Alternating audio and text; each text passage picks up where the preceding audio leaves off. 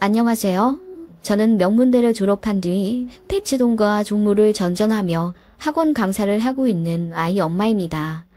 그렇게 유명하진 않지만 그래도 제 강의를 지속적으로 찾아와 주는 학생들이 있으며 평점도 꽤 높은 편이라 몸값이 적다고는 못하겠네요. 많이 버는 해에는 연 1억 4천 정도의 순수익을 보며 강의 뛰고 있습니다.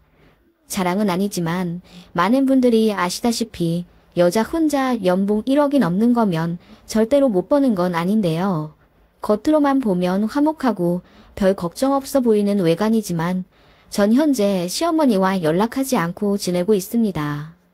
사건이 하나 있었거든요. 그 일 이후로 시어머니와 연 끊고 산 지 3년 정도 된 것 같네요.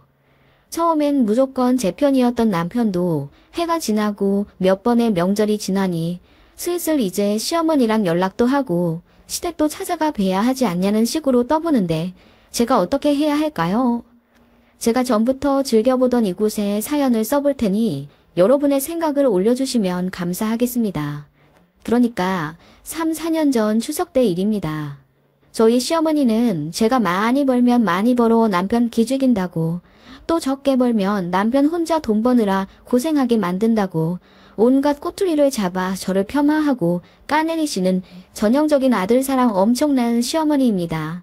이렇듯 남편이랑 사이가 좋긴 하지만 이따금 싸우게 되는 이유는 다 시어머니 때문입니다. 애 키우랴, 강의 나가며 돈 벌으랴. 저는 새벽 10분이 아까울 정도로 바삐 사는 사람인데 어머님은 제가 시댁에 꼬박꼬박 연락하며 시부모님 걱정하길 바라시고 며느리한테 대접받고 싶어서 어떻게든 부려먹으려 하시는 분입니다. 물론 시아버지랑은 말이 좀 통해서 이런 저를 잘 이해해 주시긴 하지만 시어머니가 워낙 집안에서 입김이 세시기에 말리지는 못하십니다.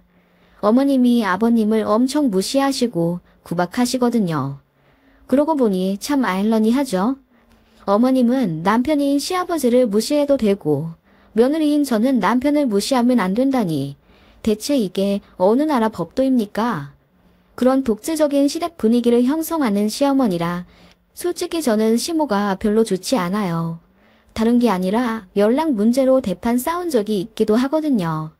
어머님은 비나 눈이 오거나 혹은 날씨가 너무 덥거나 추울 때 제가 항상 시어머니께 연락하길 바라십니다. 생각해보세요. 사계절을 갖고 있는 우리나라이고 1년 365일 중에 날씨 좋은 날이 얼마나 되겠습니까? 제 생각에 100일도 안 될 것 같아요. 그러니까 시어머니는 적어도 3일에 한 번씩은 전화하며 시모를 챙기길 바라시는 거예요. 그것뿐만이 아니라 뭐 뉴스에서 큰 이슈가 있어도 어머님과 정답게 이야기 나누길 바라시고 시댁 어르신 중 누가 조금이라도 편찮으시다 하면 다 나을 때까지 제가 매일 체크하길 바라시는 분입니다. 전업이라도 이런 시어머니는 숨막혀 하지 않나요? 하물며 저는 아이도 있는 워킹맘이고 집에 있으나 학원에 나가 있으나 너무 바쁩니다. 직장 오가며 제 차 운전하는 그 30분이 저에게 유일한 휴식이 될 정도로 정신이 없습니다.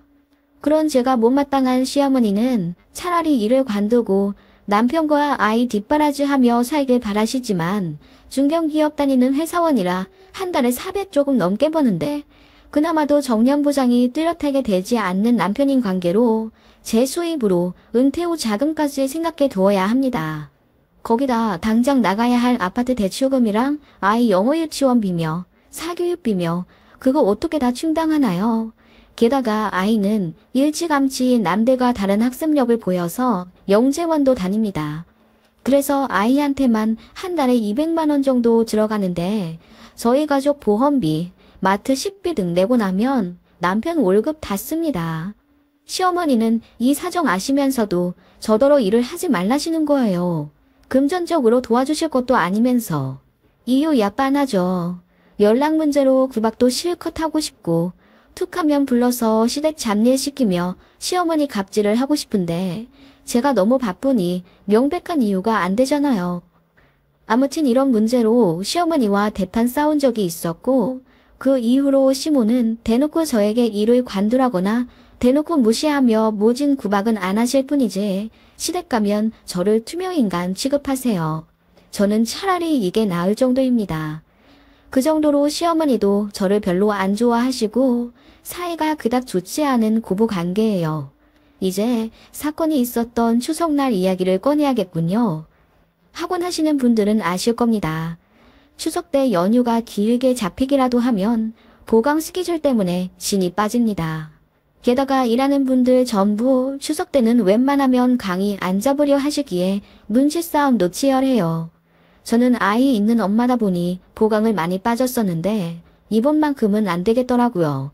그래서 추석 당일까지 일을 하게 되었어요. 친정에 사정 말하니 당연히 이해해 주시며 안 와도 된다. 한가해지면 오너라 하며 저를 배려해 주셨지만 문제는 시댁이었습니다. 시어머니는 다른 건 양보해도 웃긴 게 딱히 양보하신 적 없습니다. 명절에 며느리가 시댁 일찍 와서 제사상 음식만큼은 꼭 만들어야 한다는 주의셨어요. 저희 친정은 기독교라 한 번도 제사를 지내본 적이 없기에 솔직히 제사 자체를 이해하진 못하지만 시댁에서 중요시하니 존중해드리려 했습니다. 그래서 저도 웬만하면 1년에 2번 명절날만큼은 열심히 도와드리려 노력했던 며느리고요. 그런데 이번에는 추석 당일날 오후에야 시댁에 도착할 것 같은 스케줄이었고 어쩔 수 없었기에 시어머니께 조심스레 말씀을 드렸더니 역시나 노발대발 하시면서 화를 내시는 겁니다. 하나밖에 없는 며느리가 추석 때 오지도 않으면 사람 취급도 안 할 거다. 이렇게 심한 말씀까지 하길래 화가 나서 안 가려고 했었죠. 남편이랑 애만 시댁에 보내려고 했더니 남편이 그건 또 싫었는지 본인이 싹싹 빌어가며 제발 이번 한 번만 같이 가달라.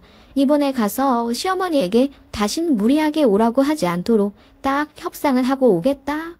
시어머니 사과 반드시 받게 하겠다. 어쩌고 저쩌고 간곡하게 부탁하더군요. 그렇게까지 말하니까 저도 어쩔 도리가 없었고 대신 스케줄 조정은 더 어렵고 추석 당일 오전 강의 끝나자마자 시댁에 가겠다고 얘기해뒀습니다.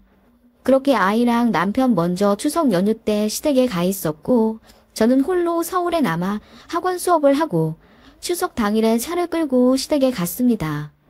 그런데 아시다시피 명절에 차가 좀 막히나요? 끝나자마자 밥도 못 먹고 출발했는데 시댁 도착하니 저녁 8시더라고요.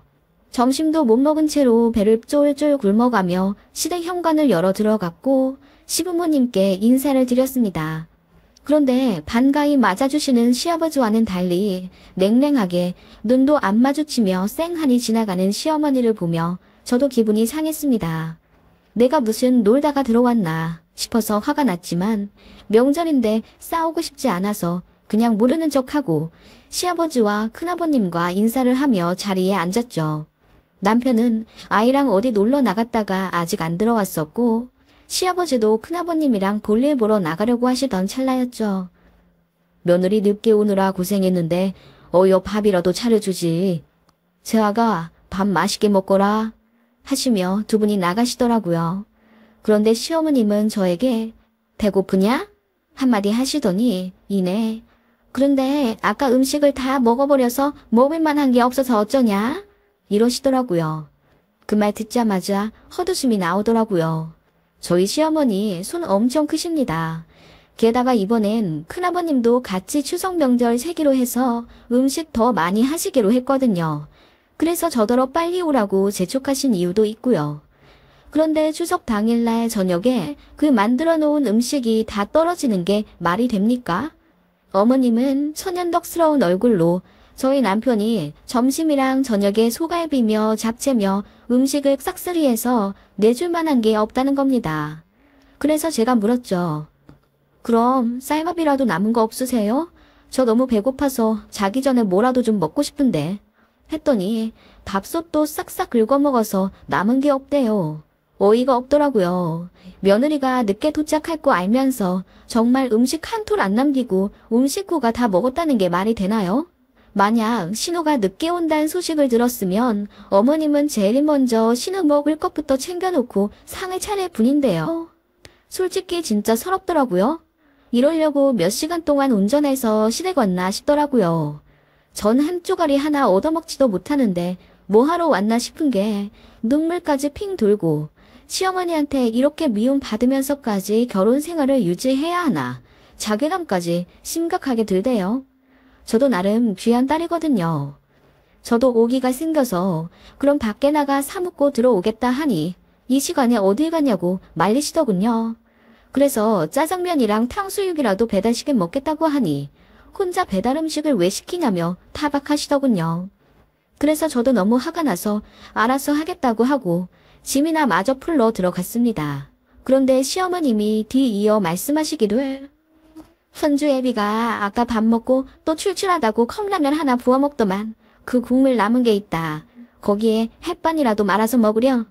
이러시는 거예요. 네? 먹다 남은 라면 국물에 밥을 말아 먹으라고요. 응, 먹을 게 없잖냐. 이 시간에 너 하나 먹자고 배달 음식을 시킬 수도 없고 대충 때우고 일찍 자서 내일 아침에 밥 먹어. 이러시더니 주방에 가서 햇반을 데우기 시작하시는 거예요. 진짜 남편이 먹다 남은 건지 오징어 짬뽕 작은 컵라면이 있더군요. 어머님이 그 컵에 햇반을 반 정도 덜어서 수저로 꾹꾹 누르시더니 김치랑 같이 식탁에 내어주시더라고요. 저 그거 보자마자 거짓말 안 하고 헛구역질 했습니다. 어머, 어머님, 진짜 너무하시네요. 현주 아빠나 아가씨가 이 시간에 왔어도 라면 국물에 밥 말아 먹으라고 하실 수 있으세요? 뭐, 아니 넌 뭐 그렇게까지 생각을 하냐. 당장 먹을 게 없으니까 그렇지. 어머님, 실례지만 저 냉장고 좀 열어봐도 되나요? 어머님 명절 때마다 자고 넘치게 음식 하시는 거 저 알거든요. 저도 이 집 며느리로서 너무 서운해서 좀 하긴 좀 해야 할 것 같은데요? 하면서 제가 일어나서 냉장고 쪽으로 가니 어머님이 기겁하시면서 필사적으로 냉장고 문을 막으시더라고요. 아니, 너 왜 그러냐? 그냥 앉아서 먹어. 어머님, 솔직히 말해보세요. 제가 늦게 왔다고 기분 상하셔서 이 개밥 같은 거 말아서 줘 주시는 거죠? 네? 뭐라고? 너 참 웃기다. 아니, 라면 국물은 먹을 거 아니냐? 내일 고기 배 터지게 먹으면 되지. 뭐가 그렇게 억울해서 시애미한테 눈 똑바로 뜨고 대들고 난리야. 어디서 감히 냉장고를 열어서 확인을 한다만다. 내 참 어이가 없어서 먹기 싫으면 먹지 마라.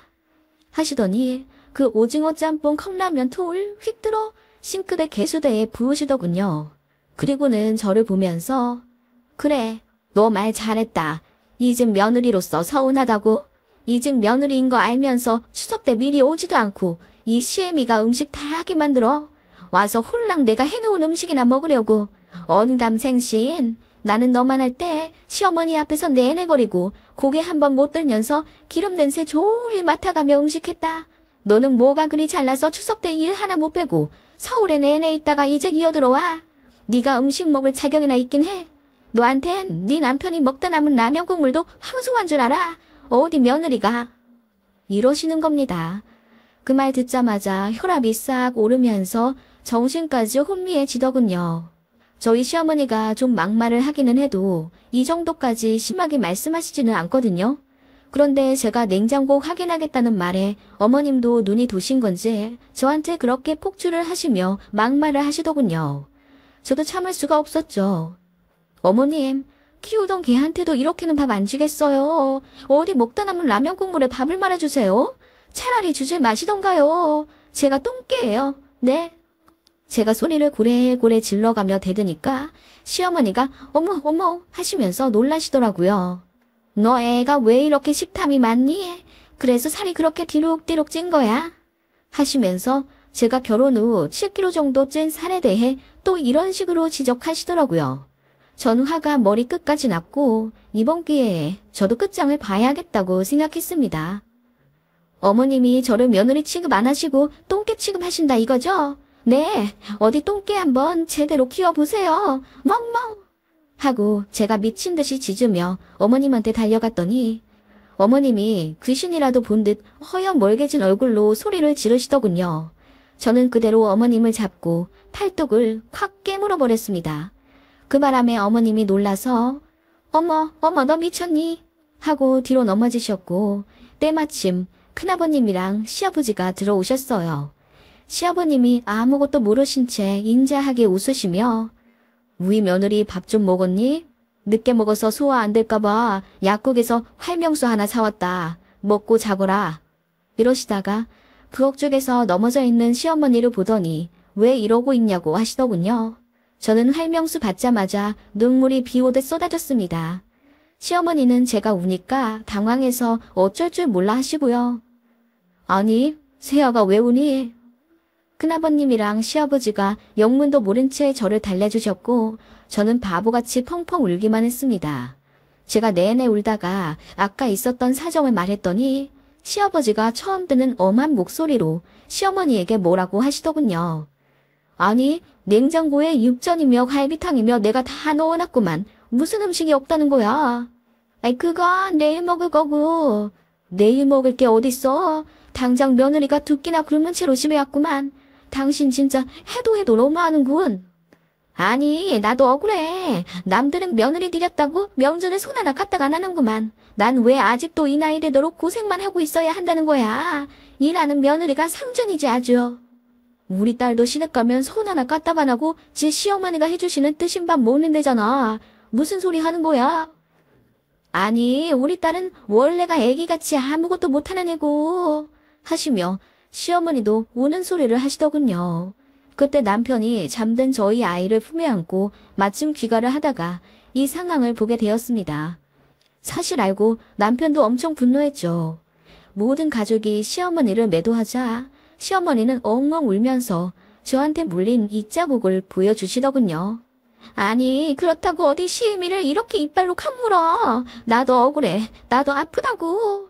하시길래 저도 기죽지 않고 조용히 할 말했습니다. 그러니까 애초에 사람을 똥개 취급을 하지 마셨어야죠. 그러니까 시어머니가 범찐 표정으로 콧물만 훔치시더군요. 저는 그 말을 끝으로 걸린 짐을 다시 싸고 남편에게 집에 돌아가겠다고 했습니다. 남편도 이번에는 저 못 말리고 같이 내려오더군요. 시어머니만 뒤에서 가지 말라고 엉엉 우시고요. 시아버님이랑 큰아버님은 어쩌지도 못한 채 우왕좌왕 하시는 걸 뒤로 한 채 집에 다시 되돌아왔습니다. 돌아오면서 남편이 처음엔 저한테 미안해서 아무 말 못하더니 그래도 시어머니를 물면 어떡하냐고 조심스레 타박하려 굴길래 너도 물리고 싶지 않으면 조용히 운전이나 하라고 하니 입 다물고 가더군요. 그날이 마지막입니다. 저는 그날 이후로 시어머니와 전화통화도 하지 않고 시댁도 안 가요. 시어머니도 사과 안 하시고 은근슬쩍 넘어가려고 하셨거든요. 너무 싫더라고요. 저는 이혼해도 상관없으니 이런 취급 받으면서 결혼 생활하고 싶지 않습니다. 남편도 처음에는 자기 엄마가 잘못했다고 무조건적으로 제 편을 들어주더니 시간이 많이 지나니 먼저 숙이고 들어가는 거 어떻냐고 하네요. 제가 도끼 눈을 뜨며 시어머니 사과가 먼저라고 했습니다. 그랬더니 본인이 다시 잘 얘기해보겠다고 하는데 딱히 기대도 안 합니다.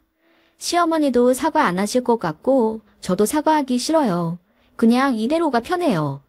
시댁 신경 안 써도 되고 시아버님만 간간히 만나 뵙고 연락하는데 훨씬 좋습니다. 뭐하러 무시받으며 며느리 노릇합니까? 본인 아들이랑 가정 꾸리며 사는 며느리가 잘 살아보겠다고 아둥바둥 일하고 있는 게 그렇게 고가우신 걸까요? 제가 그렇다고 며느리 노릇 아예 안 한 것도 아니고 연락도 종종 드리고 명절에도 빠짐없이 갔었는데 어떻게 한 번 늦었다는 이유로 라면 국물에 밥을 말아주실 생각을 하시는 건지 그걸 벌이라고 생각하셨나 봅니다. 어떻게 생각하세요? 몇 년 지났으니 이제는 제가 숙이고 들어가야 하나요?